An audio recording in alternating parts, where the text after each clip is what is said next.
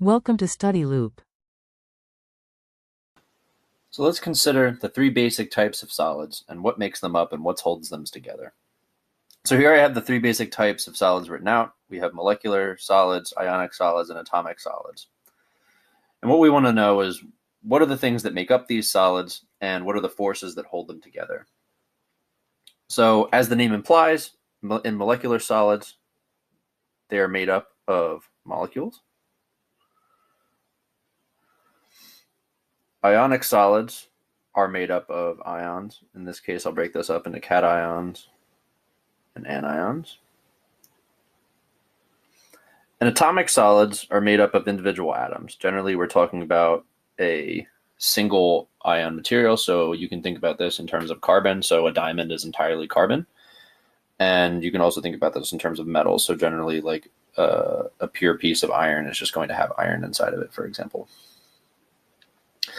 So now let's think about the molecular forces that hold these things together.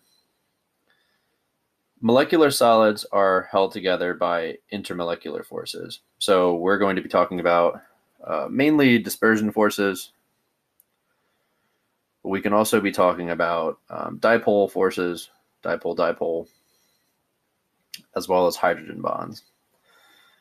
And all these things are what help to hold these molecules together in a lattice.